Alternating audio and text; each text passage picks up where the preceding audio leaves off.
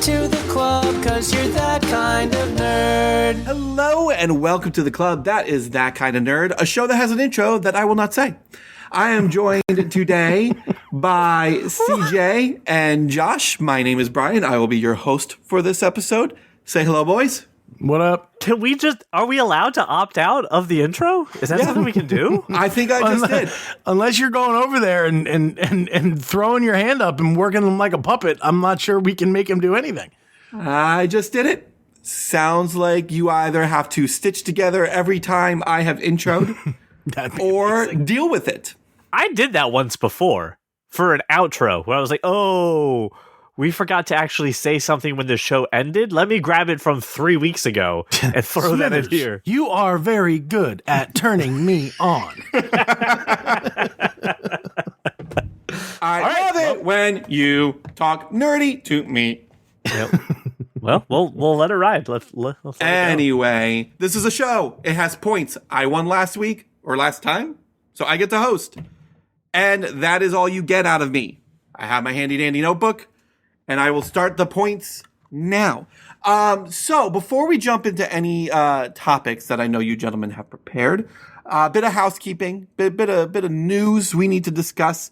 First and foremost, I need to share with you. We were talking about how we spend our money before we started recording, and I said we should record because I have something to share with y'all. A few months ago, you might recall a picture that I sent to all of you of board games piled high for one board game that I kickstarted called Marvel United. Do you remember this? It is in some of the show notes too. That article, yes, it is indeed. And I kickstarted it. I love it. I'm painting these figures. I am chugging along, right?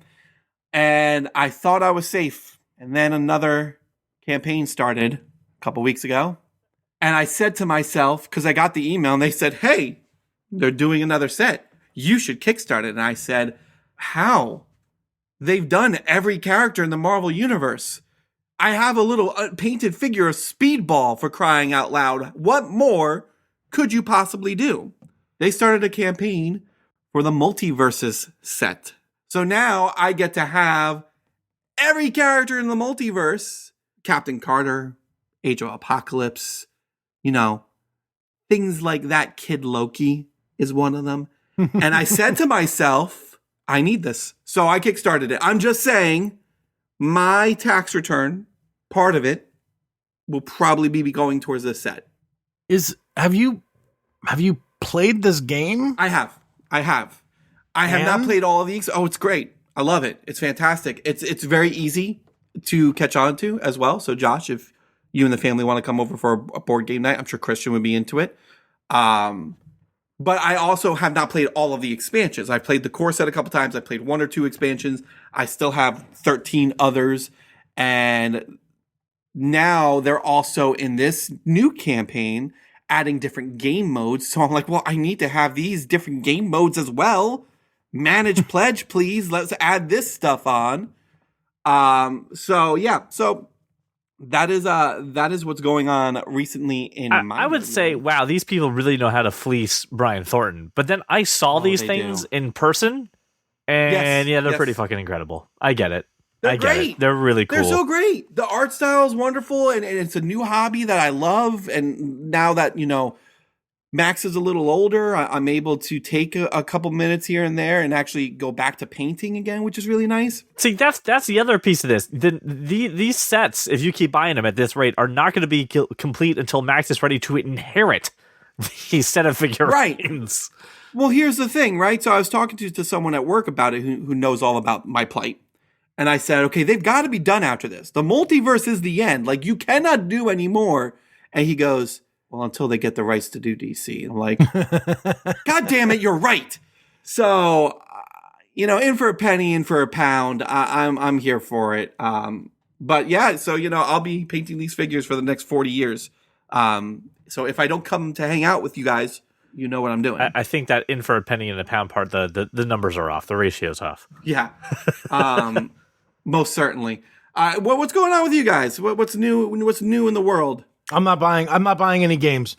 I'm not buying any games or any of that. No, you're not. You're not frivolously spending your money on ridiculous things that you probably shouldn't be spending money on. No. Never frivolously. No. You know what, Josh? Plus 1 point for you for being wise with your money.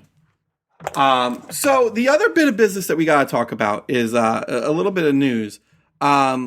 Something got announced. Well, it was the past 2 weeks that I think we should spend some time talking about before we dive into the topics.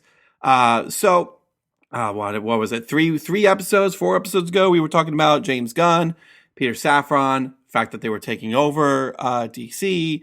I remember CJ being very excited, very hopeful, and Josh and I being a little bit more. All right, ease on the brake there, buddy. Like, calm down. We don't know what this is going to look like yet. So now we finally have a better picture of what the DCU is going to look like under James Gunn and Peter Safran. James Gunn went and did a whole announcement. I don't know where you guys watched it. It came across my TikTok feed. Yeah, that's how they drop it everywhere. So I watched it on TikTok. I'm going to go through the announcement just in general, and then we can kind of piece it out piece by piece. So this year, James Gunn has confirmed that we're still moving forward with the projects that are in the can, right? Shazam! Fury of the Gods comes out soon this year. The Flash, which he pretty much confirmed what everybody was already saying, is going to quote unquote reboot the DCU. So Flash will be coming out. Then we'll have Aquaman 2 this year, as well as Blue Beetle. Blue Beetle will be leading into Aquaman 2. Those things were done. They're in the can. They are going to be part of this DCU. And then he announced, here are the projects that we're currently working on. Here is the chapter 1, Gods and Monsters, I think. Real quick, before we dive into the Gods and Monsters part, the other thing he said were some of the other things that were that are in production and are already going, like the sequel to Joker and the sequel to Matt Reeves' Batman's. They're going to fall under the Elseworld umbrella. Elseworld, and we've officially now have Elseworld in the movies. Yeah, it's a fancy sticker that they put on the DVD box. That's all that freaking. Oh no, there'll be a new intro card for that too. Just the Dark Universe and stuff like that. There'll be a fancy thing too. So not only are some of these things still coming out, they're going to be non-connected. He's finally separating connected, non-connected. Which, and we'll talk about this in more detail. Unnecessary. Everybody knew they weren't connected. It's a branding thing at this point. Don't give me that look. No one was really like, oh, how does Robert Pattinson's the Batman fit into the Justice? No one fucking thought of that. So again, unnecessary. It's a sticker that they can put up on the poster. Whatever. So starting chapter 1 with Gods and Monsters, we're going to start with the animated series Creature Commandos, which is going to be first off the slate. It's going to be an animated series written by James Gunn, already in production. That will be the first part of chapter 1. Then we're going to go into another TV show called Waller, which is going to be an HBO Max series that stars Viola Davis. It's written by Crystal Henry. I don't remember. Jeremy Carver, who both worked on Watchmen and the Doom Patrol TV series. Then we're going to have our first movie of the DCU, which will be Superman Legacy, that James Gunn is working on. We're going to have another HBO Max series called Lanterns, which will follow Jon Stewart and Hal Jordan as Green Lanterns of Precinct 2814. And then we're going to have The Authority, which is also being helmed by Gunn, followed by another HBO Max series a la Game of Thrones style, Paradise Lost. Should be focusing on Themyscira. Then we'll be having The Brave and the Bold, the second movie in our DCU that will be focusing on Batman and Damian Wayne Robin. You will have, as we round out this chapter, HBO Max series Booster Gold, Supergirl Woman of Tomorrow, which I'm unclear if it's going to be a movie or a television show. I don't think he really indicated that. As well as we're going to end it with Swamp Thing, which is going to be our horror movie rounding out this chapter 1. In the midst of all of this, yes, CJ, you're going to have some Elseworld stuff. You're going to have the Batman sequel. You're going to have Joker de la à la fois à la fois. And or whatever the fuck Bless it is. you. And whatever other animated projects are already in the pipeline. I know Titans season 4 and Doom Patrol season 4 will be coming out at this time. They're for their final seasons, things like that. So that is the slate. Now, your points are on the line whether or not you agree with me.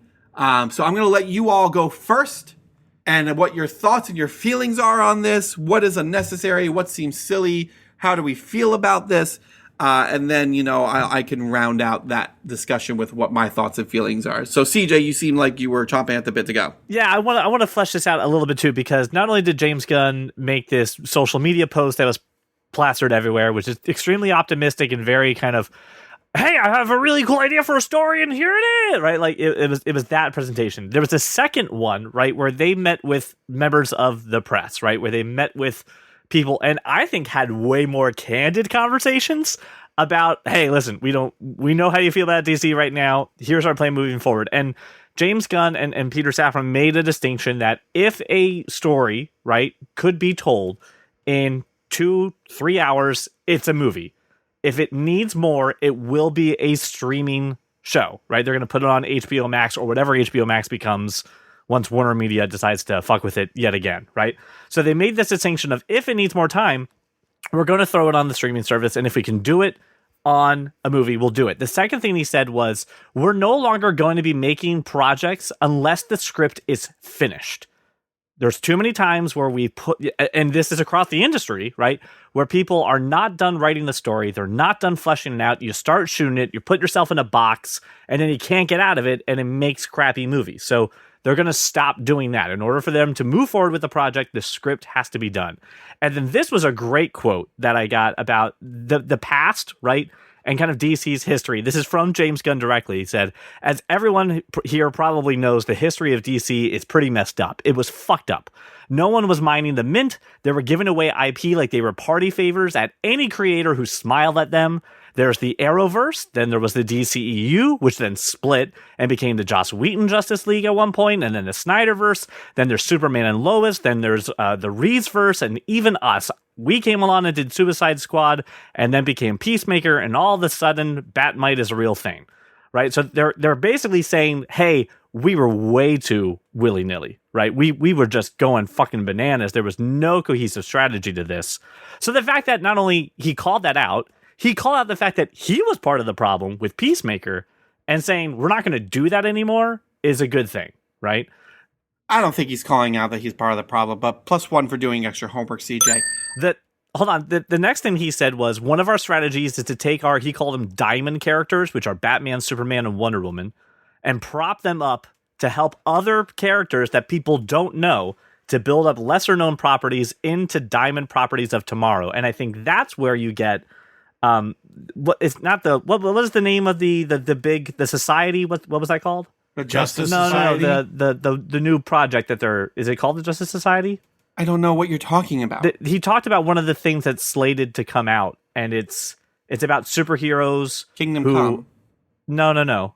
There's something else. You're dangerously close to losing your point. You missed it in your rundown of it, so let me find out. It's not in my rundown because you didn't mention it in the initial rollout. Superman Legacy, the Authority. That was it. The Authority. Right? We're taking... And I did mention it in my rundown. Well, take away the point. So the Authority, who no one knows, right? People don't know the Authority at all, unless you're really deep into the DC lore, right? This is how we're going to start building them up, is that we're going to have to take Batman, Superman, Wonder Woman, and help these characters get a little bit more well-known. When we were talking about this, and I was a giddy little schoolboy, so happy, and then Josh came around with his reality stick and said, you better calm the fuck down, because right now you're doing this in James Gunn We Trust thing, and we don't know how he's going to be involved. He's a co-CEO. He's not, just a writer and a director. He's got to manage the whole ship. And hearing the conversation that James Gunn is writing a lot of this stuff, and then this part here where he's talking about not giving away IP just to anybody who says, can I play with this toy? Gave me a little bit of hope. But looking at this layout and looking at these stories, I'm actually not as excited as I was before. mainly because this Superman project and Batman, we're gonna introduce Damian Wayne, Damian Wayne. That's a lot of setup that's not going to happen. And if we don't do this right, and if he's banking on anchoring on these diamond characters to build up lesser known people, if that slips or falters, the whole plan goes to hell in a handbasket. So I wish him the best of luck. He is walking a tightrope, and if I know Warner Media, they will fuck it up, and then we'll have Plan 3.0 coming out at this point. So I am back down to cautiously optimistic, and good luck to you. I'll be super excited once I actually see what you're going to do. CJ plus 2 points for admitting that you were wrong. And Josh, I think you wanted to comment before I jumped in there. So please, or did you not? You had a look of you wanted to comment. Well, I mean, your silence says it all. Plus 1 point, Josh. All the he came out and said a bunch of he just dropped a bunch of titles, right? And yeah, CJ, he did this really optimistic, trying to get people excited about it. The same way you talk about vaccines when you got to take your kid to the doctor, right? I mean, it's like, look, the thing that I noticed when I was watching that the pep rally he held on TikTok was the number of cuts, right? And I think the number of cuts was really so that Gunn could be like, okay, I can do this. I can be just hype himself up in the corner. Giving himself self-affirmation in between each project. Yeah. You are smart. You are capable. And damn it, people like you. James, you're clenching again. You're clenching again because because we really like you guys and we want to have the fun. Fans mean a lot to us. We wouldn't be anywhere without the fans. I watched this whole thing and I just went, okay, I don't care at all. Huh.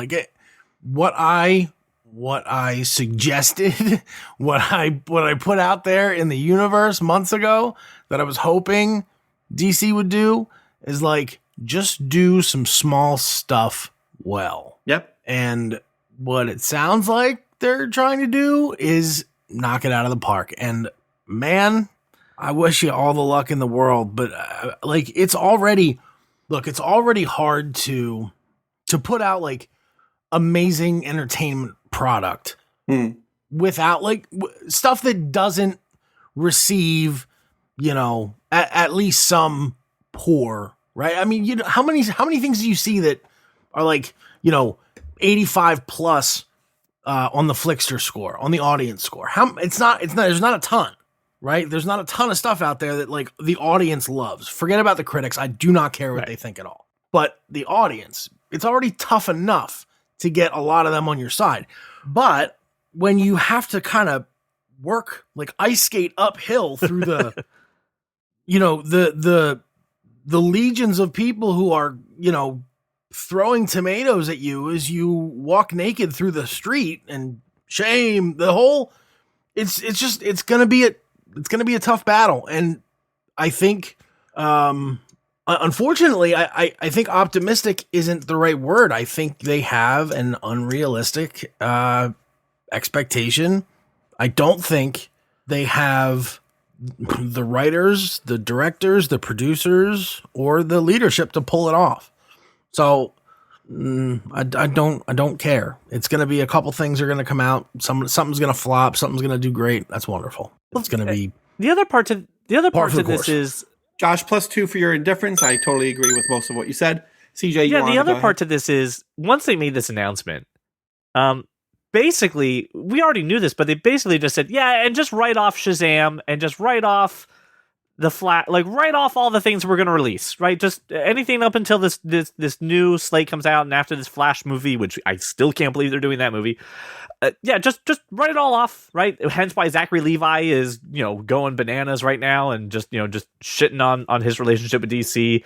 Poor Henry Cavill. I mean, this guy just got dicked around by every studio ever, and The Rock and his BS power move here. Just throw it all away. It doesn't even matter. we're releasing it because we have to, right? We're not going to release Batgirl because apparently it's unwatchable and you can't see it. It'll damage our brand.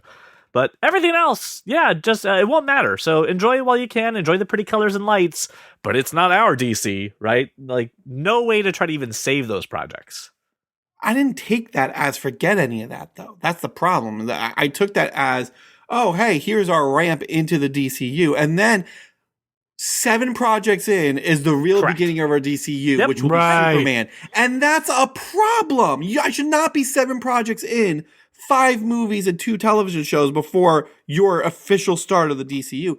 That is the most ridiculous plan I've ever heard.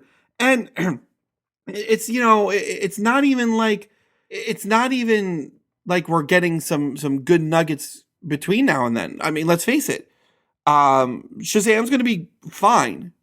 We're not all going to get out of Shazam and be like, that was the most amazing thing ever. It'll be just as good as the second one or the first one. And great. That's fine. We'll enjoy it. Aquaman 2 is going to be a fucking dumpster fire. Fucking Flash, if anyone sees it, is going to be a dumpster fire. Blue Beetle, I haven't heard jack shit about Blue Beetle. I can't even judge Blue Beetle. And it's coming out this year. That's a problem. And you're relying on all of this stuff to ramp us up and get us excited for the DCU, which you start off with an animated series about a team that nobody knows about. Yep. Nobody knows about. You do it. You then do your second project about a character nobody cares about. Like, we can sit there and say Viola Davis is a great Amanda Waller all we want. We can. Amanda Waller is great as a supporting character, Right. as a Nick Fury character. She does not need her own show. Not until Phase 5, which is what Secret Invasion is a la Marvel. Secret Invasion is Nick Fury's vehicle, let's face it, right? But it took us 10 years to say, okay, people like this guy enough to do his own show, right? I don't give a fuck about Amanda Waller. I don't care. So far, I've seen her put together 2 Suicide But she Squads. has a One was daughter, trash. Brian. She's such a fleshed out character. I don't care. She is best when she is the a-hole in the corner manipulating things. That is what she does. It is great when she is an antagonist for the Justice League, which is what you should be building towards. Which then, based on this slate, what I can see is you're building towards the Authority, who no one cares about and no one knows. So what? I'm going to have a Superman movie that's going to have definite underpinnings of the Authority in there because we need to set up these characters somehow. I'm going to have a Batman Brave and the Bold movie that's definitely going to have some sort of Authority tie-in because we need to build these characters up somehow. Otherwise, we're going to slap a DC logo on a movie poster that says the Authority and everyone's going to look at each other and say, what the hell is this? And no one will see it. And quite frankly, I don't know if the majority of comic book readers would see it. I worked in a comic book store when the Authority was being sold. I don't remember it selling very well. But here's the thing. And you will have your time. I'm going to give you back your time in a moment. I see this as this is a lot of James Gunn passion. Yes. If I had $1 for every time he said, I love this character or I've always been a fan of this team, I'd probably have $7 because he said it after every single one. It's like DC said to him, all right, take over. And James said, I'm going to take this ability to do all the things that I want to do. I want to do a Creatures and Creature Commandos. I want to do the Authority. I want to do this, Damian Wayne, because Damian Wayne's my favorite Robin, which really, James, Damian Wayne is the worst, the worst fucking Robin. There have been 7 Robins. He is legitimately the worst out of all of them. I'm not saying you have to do a Dick Grayson Robin. That's fine. Do a Batman Brave and the Bold movie where we've had Dick Grayson and Jason Todd already. Give me Tim Drake. Fuck, give me Stephanie Brown. She was a better Robin than Damian is.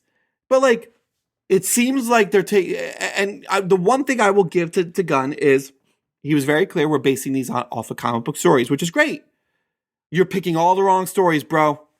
There are a ton of other stories. Grant Morrison, his run on Batman did very well. He is confusing as fuck for a storyteller. I don't know if you've ever read a Grant Morrison story. I never understand what it's about at the end, but you usually enjoy the ride. And if this is what we're getting, to everybody's point, I'm not only am I not excited, I'm less optimistic than I was going in, because this is what you decided to do for your phase one. For your phase one, the fact is, if you want to take these diamond characters, blah blah blah blah blah, and you want to elevate people like Booster Gold, right? I'm all for it. Booster Gold is a great character. I love Booster Gold. I think doing a television show with him is extremely smart if you do it the right way. But you're not going to elevate him to diamond tier with an HBO Max series. And if you're looking for characters to elevate to diamond tier, cool, do that. Don't give me these animated series, these Amanda Waller things. And the other thing he mentioned was, we're going to work very hard on getting people to voice these characters in animation, and they will also be playing them in live action. And I'm sitting there like, why? I know it's for the money. No, I'm saying the amount of money it takes to do that. Your contract is, by the way, show up on any movie set whenever we call you, right? Oh, also, I need you in a booth 5 times a year. Your contract is going to be, you're doing season 1 of Creature Commandos, and then if that does well, we're going to call you again and option you to come back for a live action movie or television series. It still is expensive, but again, you're wasting your money on characters that no one cares about. But B, like, you're jumping through a lot of hoops to connect things that we don't want connected. Like, no one asked for these animated shows. No one even wants it in Marvel right now, right? This is Marvel's biggest hurdle with Phase 4 is, well, I have to watch all of these TV shows in order to understand the movies. And no, you don't. But that's a big complaint right now with Marvel. And you're going to make it even more complicated. You're going to make it even harder for people to follow along with these characters and with this story. And you're going to start with characters that no one gives a fuck about. Like, do Superman Legacy. Then do a Superman miniseries, or do a miniseries where Superman shows up and have that actor voice Superman. I'm fine with that. That's Superman. Right. I don't give a crap about these characters. I texted you all 18 different no's after seeing this announcement. Listener, I had to scroll for like a good minute and a half to get to the announcement that he sent us after all the no's. Because it really just seemed like everything that he was saying, no. There's one thing that I like, and that's the lanterns. And I like the idea. But the problem is, it's not his. This is what Berlanti's been working on for years. It was very clear Berlanti is getting pushed the hell out of this. Berlanti's gone. But this was Berlanti's concept. Hey, Hal June and John Stewart, they're cops. We make a cop show in space. Good. That's going to be a great show if you execute it correctly, right? But that's the only thing that I was like, I'm on board for that. Everything else is just trash. It does not give me any hope. We haven't even gotten to who's going to play who. I don't care who plays who at this point. You're ice skating uphill with the tomatoes being thrown at you on top of a fucking avalanche is about to come hurtling towards your head at this point. It doesn't matter. You could get the best actor in the world to be Superman. And I've seen all sorts of fan casting. They're all awful, by the way. Get a no-name. No, I'm not joking. I don't want to know who this person is before he gets cast as Superman. That's how you do this right. But they won't. They'll stunt cast. They'll get someone big, and it'll be trash. And they'll do the same thing for Batman, and it'll be trash. And I'm ready to be proven wrong, but this is not going to work out. The one thing I'll do, and I put my fanboy hat on for just a moment, is when we look back in 2008, but listen, let me get through all the way through, right? Because I'll promise you, baby bird, I'm going to feed. If you go all the way back to 2008, right? No one gave a fuck about Iron Man. No one was buying Iron Man comic books. Nobody cared about Iron Man. People knew who Robert Downey Jr. was, but he was a washed-up druggie, right? So DC could get the chance if this was their first start ever. But it's not. You've already had your chance. If you wanted to do that really scrappy, no one knows this story, and we're going to get you excited about it, and I understand even the comic book nerds don't care, but man, are we about to slay you with this great project we're about to make. Cool, man, you should have done that with Man of Steel. You should have done that all the way back there. You are past that point. You do not get to press the reset button. Do not pass go. Do not collect $200. It doesn't work. So stop trying to be Marvel. And to Josh's point, I think it's the best point. Do little things well, and we'll be very happy, right? I don't need the whole interconnect. I don't need the same guy in the cartoon to be in the movie. Just make good projects, and I'll be a happy boy. Fanboy hat off and go. You know what'd be great? You know what'd be great is not having a Superman story that starts out with him as a kid learning about responsibility. Yeah. Without learning any of his origin story, and no Lois Lane, no Daily Planet, no Clark Kent. You want to do Smallville? Just give me Superman. I'm halfway with you there, Josh. But what I know. I'm just saying it's been done to hell. Right, but and that's my point. Is I don't need to see Krypton get destroyed again. I don't need to. This is Batman and Spider-Man all over again. I don't need to see Uncle Ben die. I'm tired of watching the Waynes die. Like, and to their credit, it sounds like we're not doing that. They're basing on well-established stories that are well-established well after they started doing their superhero shtick, right? But again, there's a million other stories I could tell you. Is there going to be the exhibition news network of, so as you all know, the Bat family comprised of this person, that person, that person, this person's now this person, and this is our newscast where we fill you in on 8 years of Batman history, and now you can take it to the fifth Robin. And that's the thing, right? Let's take Raven the Bold. Forget about like the fifth Robin. Forget about like if you want to try and explain that there's been 4 Robins before him, right? Damian Wayne is Batman's, Bruce Wayne's, illegitimate son with Talia al Ghul, who he had during the Son of the Demon story in the 80s when they had one night together while he was at Nanda Parbat for whatever freaking reason that he was to fight Ra's al Ghul there. She hides him, trains him by the League of Assassins, then dumps him on his doorstep, saying, "Oh, hey, by the way, you have a son." You need to explain all of that. That's a whole 2 or 3 movies right there. So then you need to explain to me who is Ra's al Ghul, who is Talia al Ghul, because they're not the same versions that were in Dark Knight Rises and Batman Begins. You need to explain to me who the League of Assassins are. So why? It's terrible. So unless you're going to completely change his origin story, which you can, fine. It's going to change the character. The whole reason Damian Wayne is the little snot-nosed, sniveling shit he is because he was raised the way he was raised by whom he was raised by. But, whatever. I'm so tired of talking about DC in general, not just on this episode.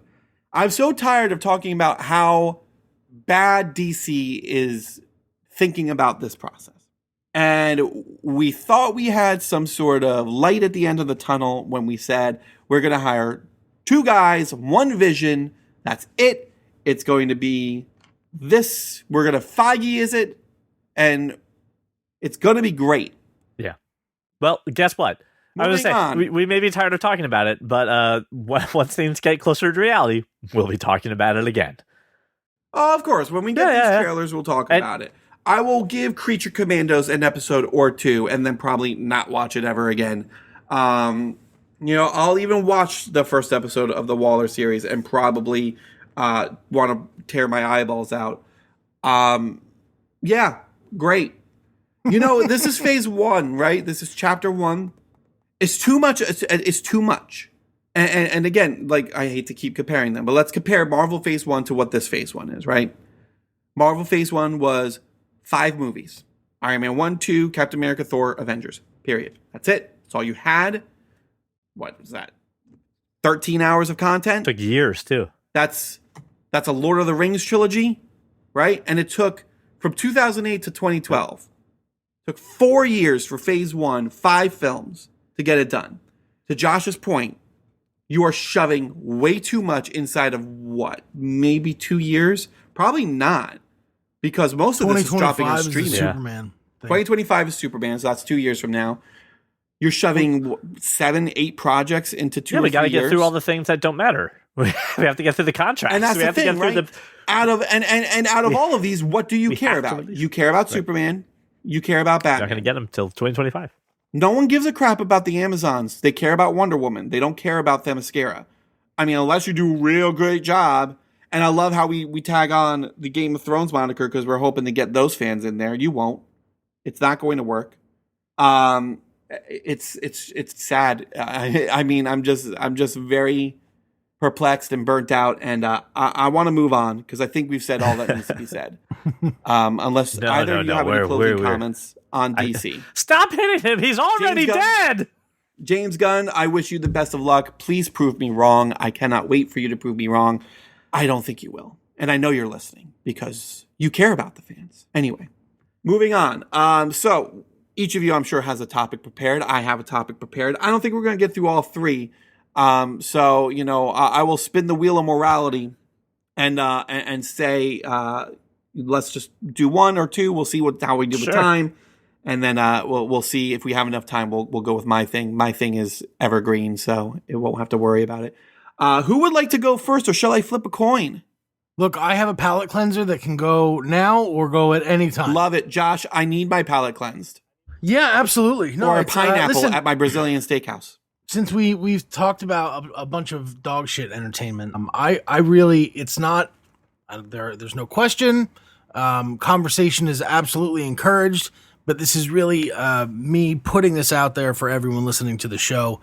If you are not watching everything that Taylor Sheridan does, you should be. And here's why. If you're not familiar with Taylor, either of you not familiar with Taylor Sheridan? He's doing Yellowstone right now.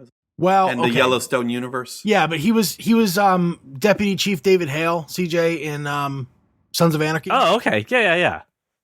Okay, that's Taylor Sheridan. Now, Taylor Sheridan... He's also in Veronica Mars, Brian. Okay, yes. But Taylor Sheridan wrote, he created and wrote the following: Sicario, Hell or High Water, Wind River, the second Sicario movie, which also I like, Without Remorse, Those Who Wish Me Dead, and then the entire Yellowstone universe, and then Tulsa King and Mayor of Kingstown. Now, I have watched all of these things. I still will go back and watch and rewatch Sicario, Hell or High Water, and Wind River any chance I get. They're amazing movies. But Yellowstone, this is the best thing I've seen on TV in a very, very, very, very long time. The story's unbelievable, and the way that he's able to tell the entire history of this family, right? Yellowstone was a huge success, obviously. And then they went, well, I mean, they had to get to Montana somehow. Let's tell that story, right? To the miniseries that was 1883 that I thought, this is going to be shit, right? But it has Sam Elliott, so I'll watch. It is Tim McGraw, what do I care? Faith Hill, what do I care? It was amazing. And then 1923, we've only seen 4 episodes so far, 4 or 5 episodes. It returns... like in 2 days, unreal, so good. And that's Harrison Ford and Helen Mirren and others. But this show and this little universe he's created around Yellowstone is phenomenal. And and I only watched it because of how much I love the movies he wrote. Now, that's all, but we can put all that aside. And then I started with look, Tulsa King stars Sylvester Stallone and others. It's a streaming series. It was fucking great. And I was going to watch Mayor of Kingstown one way or the other because Jeremy Renner. It's fucking great. Like, this guy, he writes incredibly well. And he writes stories that suck you in. I have watched... So Yellowstone is ongoing, right? But I've watched the first 4 seasons now 3 times, right? It is crazy easy to watch. It's a great story, and it's not like going in, there's probably not going to be a great happy ending. Like, there's a very realistic. Yeah, I heard these people are not people that you root for in situations that you root for either sometimes. No, they are 100%. Well, I think it's you root for them the same way you root for Tony Soprano in The Sopranos. No, I don't think it's that either. Like, it seems there's a piece of this story where you're just like, man, it's not good, or it's not good or bad. It's a survival of a way of life, really. And that's there's people that you want to come out on top and people that you don't want to come out on top. It has nothing to do about happy endings, right? It's whether or not they're going to survive. I recommend everyone watch just this dude's entire library. It's so good. So I'm looking. I pulled up the Yellowstone universe just to make sure I'm all on top of this, right? So 1883 is that one with Faith Hill you were just describing, right? 1923 is the one with Harrison Ford and Helen Mirren. You got Yellowstone. This is in chronological order of the story, by the way. Yellowstone, which stars Kevin Costner among others. And then you have some upcoming Yellowstone projects. 6666 is in the works. 1883. That's four sixes. 4 6s is what that is. I know, but it's okay. Now you want me to say 6666, which 6666 was shorter. But you anyway. say 4 6s. 4 6. It says 6666. It's 4 6s. I'm well aware it's 4 6s, but the title of the show is not 4 6s. It is. 6, 6, 6, I'm telling you, that's how you say that. It's 4 6s. It's a ranch. It's an actual ranch. All right, you got 4 6s, which is in the works. Like Fan Forsting. Yes, gotcha. Okay. Plus 1 point for that exchange. And then as well as 1883, the Bass Reeves stories, which is also in the works. And then, and this is where you're going to have to help me out here, Josh. There's Yellowstone Universe Adjacent, which is Tulsa King, Mayor of Kingstown, and Landman.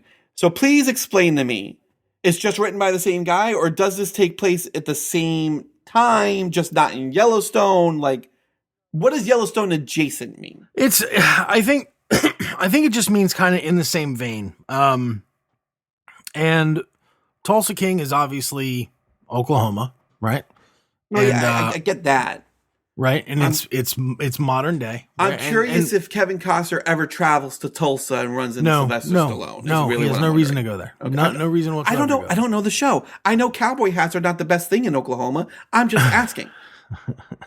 And listen, Mayor of Kingstown. Kingstown is a fictional Michigan city, kind of I guess modeled after Detroit from a socioeconomic perspective, but it's actually based on a town in Ontario that has like 6 prisons. It's the only reason for this town to exist is to make the prisons run, and that's what this is. Jeremy Renner's unbelievably good.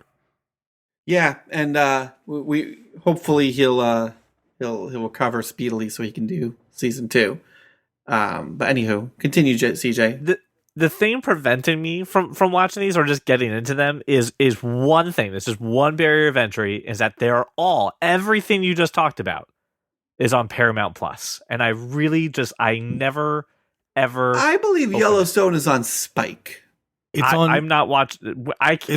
It's on Peacock, Yellowstone. Peacock, yes. That's and you guys have a Paramount Plus, that kind of nerd profile. I was about to say, I use Paramount Plus. I just never, so I'm completely unaware that these exist besides people saying, have you watched Yellowstone? Yeah. Oh, it's really good. And then that's it. It's really good. His point is that Paramount Plus does not get as much advertisements as, let's say, a Netflix or an HBO Max. And look, this is probably the best pitch I've ever heard for these shows. Just so you're clear, Josh, you've definitely earned your Josh, plus you've one for earned your a pitch. Paramount Plus paycheck. If they haven't paid you, they should be. You should at least earn a month or two of free service with them. This has been the best pitch for all of these, because any other reason to open Paramount, I'm not watching Picard, right? I'm not making my kids watch any of that crap. There's nothing on Paramount Plus that makes me ever want to open the app. There's nothing there. And the way that they talk about it is also very ineffective. So this is the best resource I've ever had to open my Paramount Plus app that I actually pay for. I pay for it. So if I have that kind of nerd profile on it, I've been giving them money every month, and I've never opened it.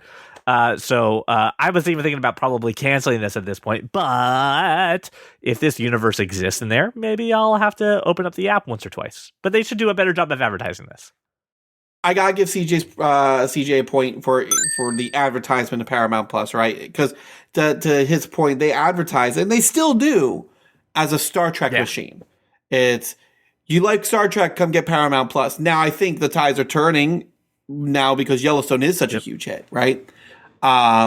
But honestly, they're not doing a good job of advertising it, Josh, because like you said, you just saying how great it was is the best thing I've heard of. I don't know what the show's about. Besides that, it takes place in Yellowstone, Right. and Kevin Costner wears a cowboy hat. I don't know anything about this series other than, oh my God, are you watching it? It's really good. It's really good. Listen, I have a list. I don't know if you guys know. I have a list of things I need to watch. That list is ever growing. I wish the listener could have heard the eye roll I just gave. Now, I have recently knocked Doctor Who off of that list. You're welcome. I have. I'm only like an episode or two behind. I have to finish everything after the Flux. Oh, so it's not off the list. It's still on the list. Gotcha. Okay. No, it's an ever-growing series, but it's not like I have 4 seasons to watch. I have like 4 episodes to watch. I've got to finish the season after the Flux and the Christmas special. That's it. But there's a bunch of things on that list and that I know way more about. And people saying to me, oh, Yellowstone's really good. Yellowstone's really good. Yeah, okay, cool. You know what else is really good? Like everything else that is on my list that I'm supposed to be watching. And not on top of that, as long as we're talking about shows that we're watching that we're very passionate about, The Last of Us is amazing.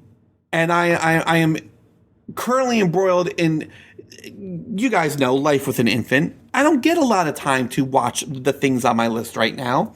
So if I get an hour where he is asleep in the crib and I can watch something just for me and my brain is not mush enough that I don't just put on something stupid on YouTube and just veg, I'm catching up on The Last of Us. I'm catching up on Cassandra's, show is House of Dragon, which has wrapped, but will come back, right? Like those are the things I'm worried about right now. Like starting a whole other new venture, especially when we're talking about 5 seasons of Yellowstone, a 7 season, like 2 seasons of 1883 or something. Like it's a lot. It is a lot.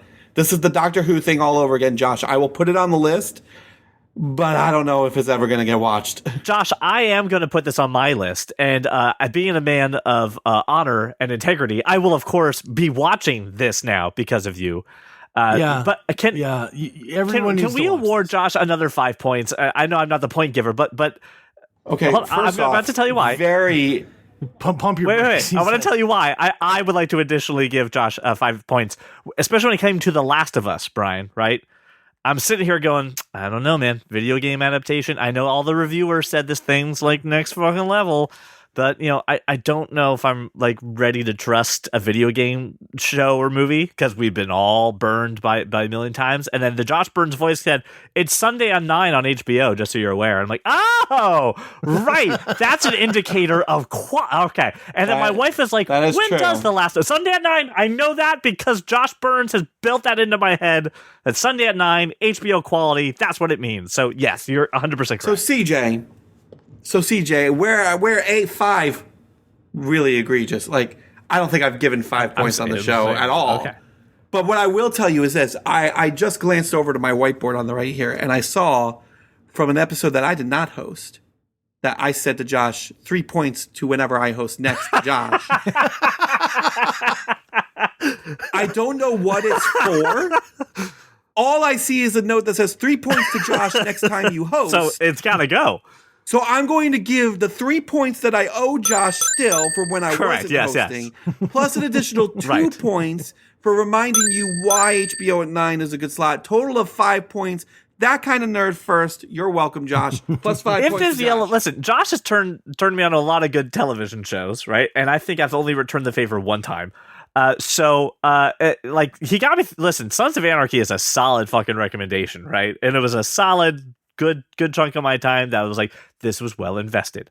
If you're putting and again, this guy has ties to Sons of Anarchy just in the fact that he was in them, right? I don't think he wrote or did any creative process for it.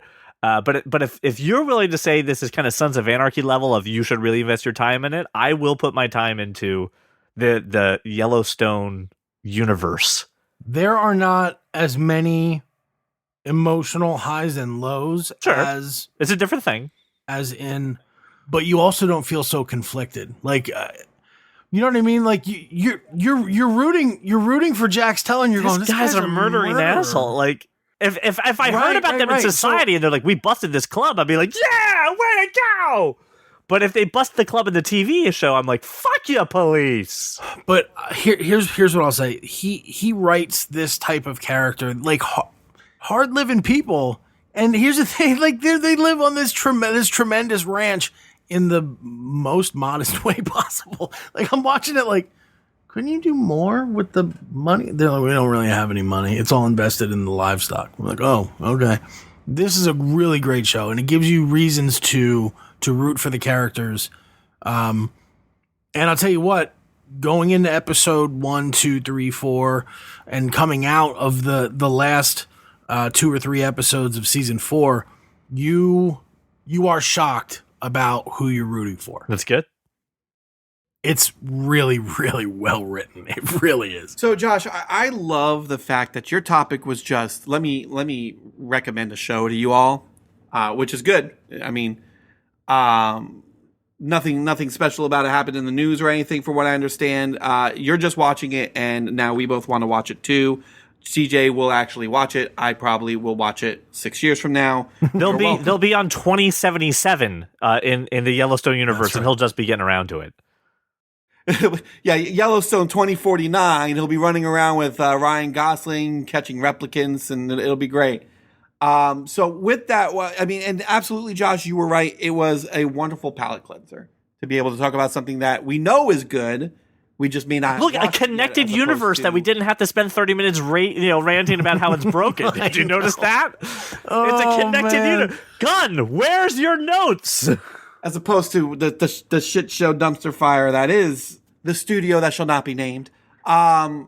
So bringing it all back around the Hogwarts legacy and wasting our money on frivolous things. This is something that we don't have to waste our money on, right? We can just go onto our Paramount Plus account that CJ pays for and watch it if we would like. But with that, I'm going to say, let's wrap up the show and tabulate the points. And I'm not going to have CJ sit here and go through all the math. No reason to. We all know that Josh is the clear absolutely. winner today. Yeah. So Josh, congratulations. Thank you so much. CJ, with his very fervent and adamant point usage argument to me, definitely pushed you over. But more importantly, you got your 3 points, buddy. You're welcome. We don't need the intro. We can bank points for when we're not hosting to just give them when we are hosting. Listen there are no rules. This is the Thunderdome. Let it happen. All right. So that being said, I will do some semblance of an outro, and I will say to all of you listeners, feel free to go ahead and hop on Facebook, the tweet machines, whatever you're using to communicate out into the social world, and hit us up. Let us know. What do you think of the DC slate? Do you agree with us? Do you not agree with us? I have a feeling. And if you don't agree, I'd love to hear why. What are you most excited for? And I will tell you why you're wrong. Are you watching Yellowstone? Do you love it as much as Josh does? If you don't, tell Josh and he will tell you why you're wrong. Other than that, I will just say thank you for making us your warm, cozy day inside your home. Maybe as you're, cleaning some dishes or vacuuming the house. Maybe you're just in your study with your many leather-bound books, listening to our voices pour into your ears. Thank you for whatever it is you're doing. Thank you for listening to this episode of the That Kind of Nerd podcast. I will say bye. Well, welcome to the club, cause you are that kind of nerd. Alexa, subscribe to Paramount Plus. One person's fucked now. There we go. Hey, on a side note, before we end recording, am I paying for y'all that get Paramount Plus? Is that how that's working? No, I'm paying. You're paying? I'm supposed to have your login?